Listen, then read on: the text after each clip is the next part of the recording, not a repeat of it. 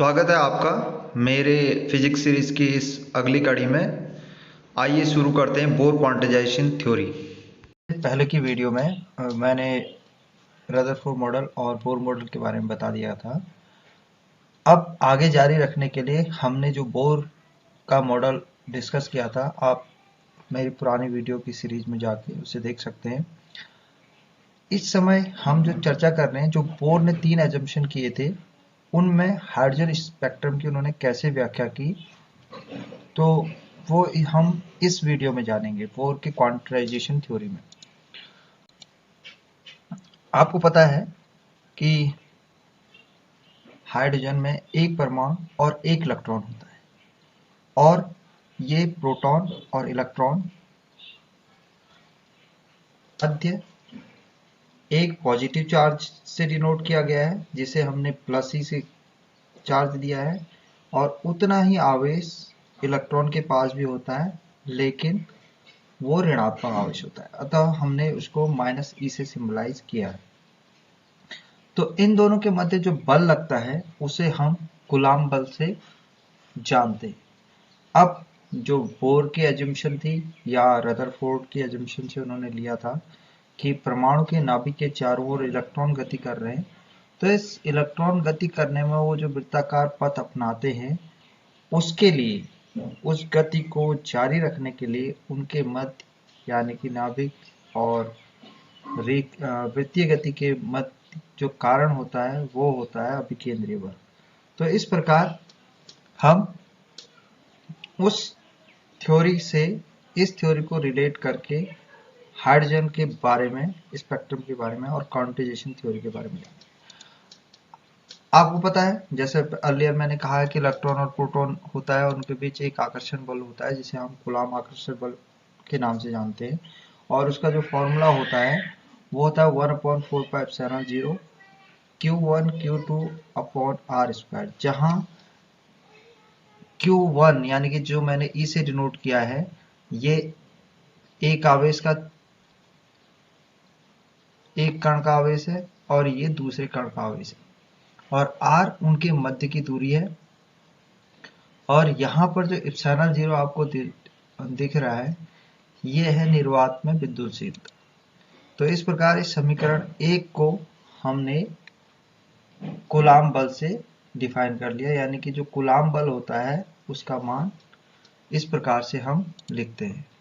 अब यदि इलेक्ट्रॉन का द्रव्यमान m है और वो r त्रिज्या की वृत्ताकार पथ पर गति कर रहा है, और उसका जो वेग है वो v है, तो जो अभिकेंद्रीय बल हो उसके लिए जो सूत्र दिया जाता है वो होता है F = mv² अपॉन r, यानी कि अभिकेंद्रीय बल के लिए जो फॉर्मूला है वो है F = mv² अपॉन r।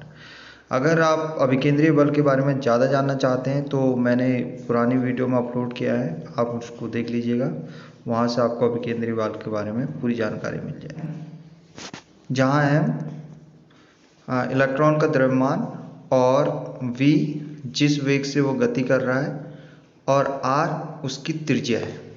इस सिस्टम में ये दो बल ही आरोपित होते हैं, अतः ये दो बलों को एक दूसरे के संतुलन में होना आवश्यक है, ये बोर का मानना था, जिसके कारण उन्होंने इन दोनों बलों को बराबर प्रतिपादित किया और उसके अनुसार अपनी बोर का सिद्धांत के लिए हाइड्रोजन स्पेक्ट्रम की व्याख्या की, और क्वांटाइजेशन के सफल सूत्रों की भी उन्होंने इसी के द्वारा व्याख्या की। आइए देखते हैं कि परमाणु के स्थायित्व के लिए ये दोनों बल बराबर होने चाहिए, यानी कि जो कूलाम बल है वो अभिकेंद्रीय बल के बराबर होना चाहिए। अब अभिकेंद्रीय बल, अभी हमने कूलाम बल के बारे में, F के बारे में चर्चा की, जो था 1/4πε0 E × E यानी कि स्क्वायर अपॉन आर स्क्वायर, और दूसरा जो अभिकेंद्रीय बल था वो था mv² अपॉन r। तो अब हम इन दोनों को बराबर करेंगे तो हम पाएंगे कि कुछ सिंप्लीफाई करने पर इसके हर में आप देख रहे हैं r² है, यहाँ r है, तो एक r से एक अगर मैं इस ओर ले जाऊं तो एक r से एक कैंसिल हो जाएगा, तो हमारे पास जो इक्वेशन बचेगी वो बचेगी 1/4πε0 E into E upon R equal to M we square. और यहाँ से हम वी स्क्वायर की वैल्यू निकालेंगे तो m जो मेरे राइट हैंड साइड के पद में है उसको अगर हम इस साइड ले जाएंगे तो वो हर में चला जाएगा। तो हमारे पास जो v का फॉर्मूला है यानी कि वी स्क्वायर इक्वल टू हो गया 1/4πε0 E into E upon M R. तो ये हमारा समीकरण 3 है।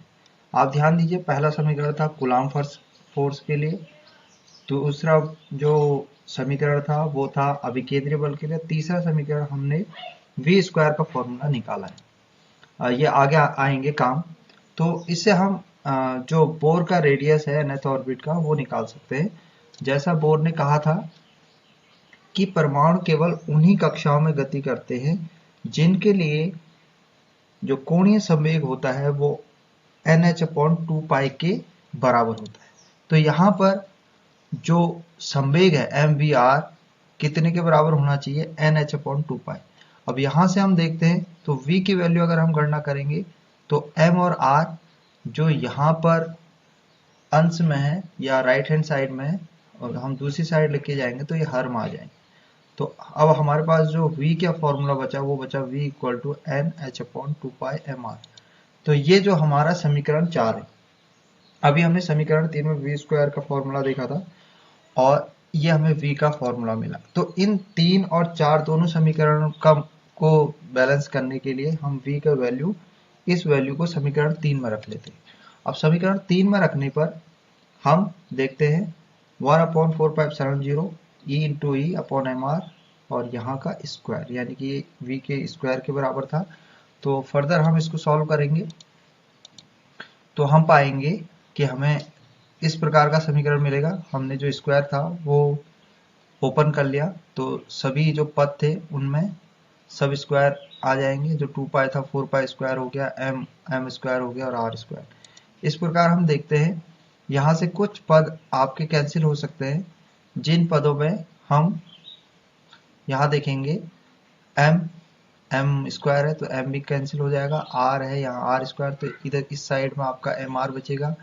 यहाँ पर 4π है, यहाँ 4π स्क्वायर है तो यहाँ केवल पाई बचेगा और बाकी टर्म सेम रहेंगे। अब यहाँ जो h है वो प्लांक कांस्टेंट है और इस प्रकार ये e into e square upon ε0 equal to n square h square upon pi mr।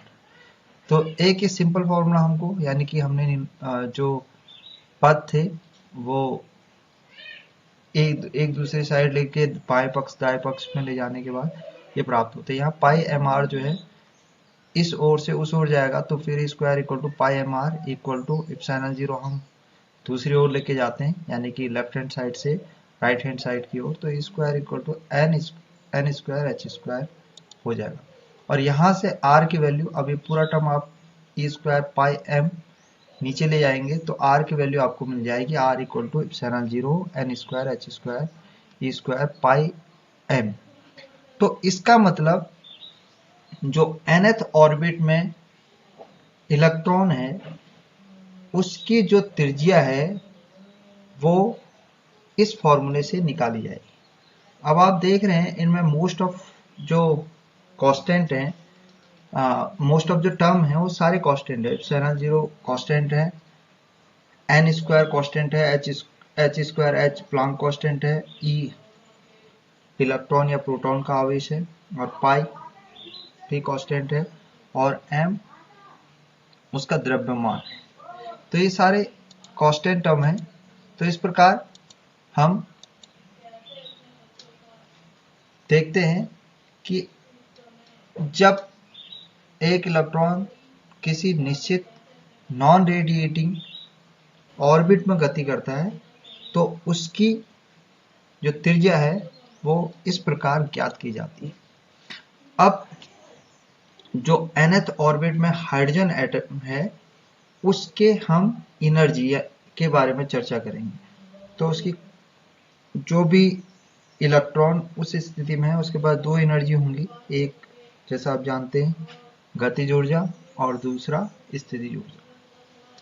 तो गतिज ऊर्जा का जो फॉर्मूला आप इससे पहले भी जानते होंगे, उसे हम लिखते हैं 12 mv स्क्वायर और दूसरा जो पोटेंशियल एनर्जी है यानी कि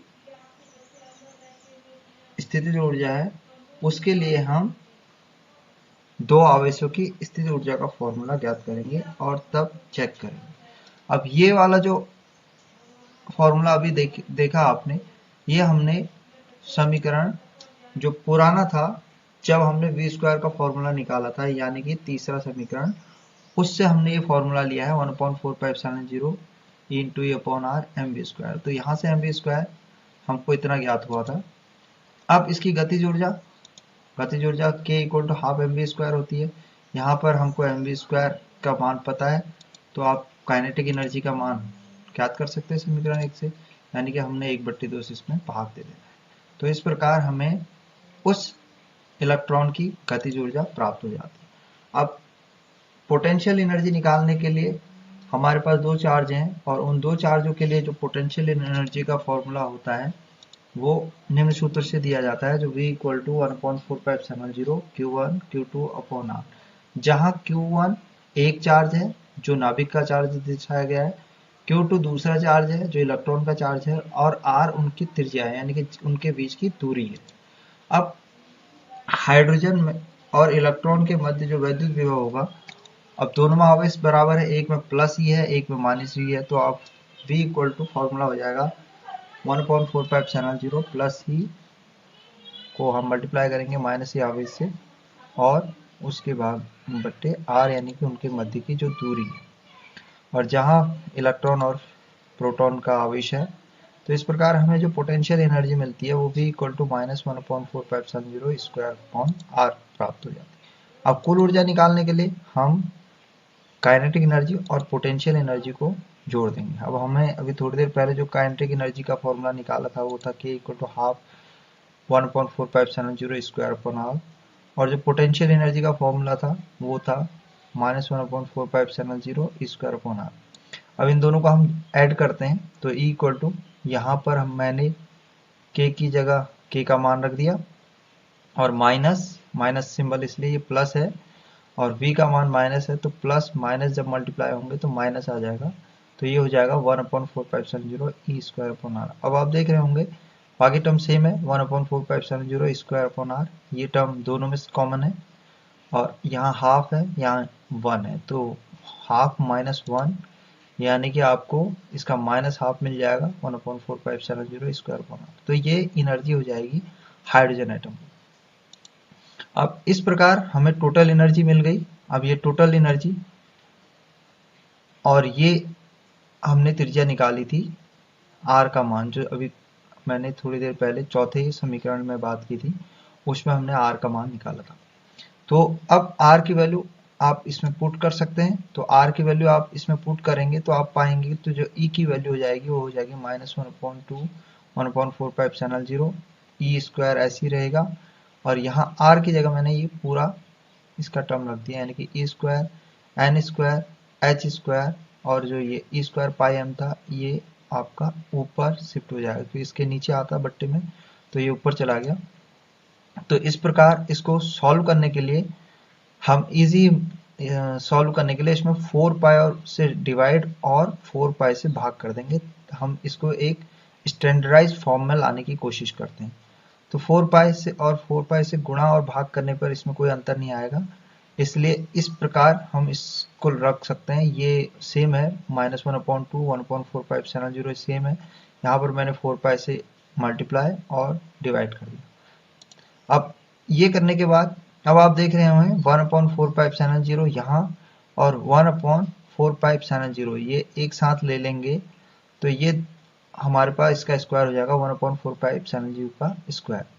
अब हमारे पास यहाँ जो बचता है यहाँ 4 पाई अपॉन 2, तो 4 पाई अपॉन 2 यानी कि 2 से डिवाइड करेंगे तो 2 पाई, और यहाँ पाई और पाई है दोनों पाई स्क्वायर हो जाएगा, और यहाँ e की पावर 4 यानी कि e स्क्वायर और e स्क्वायर मल्टीप्लाई होकर e की पावर 4, और यहाँ m बचा upon n square h square, ये हमने इसके साथ ले लिया था, तो ये टर्म हमें मिला।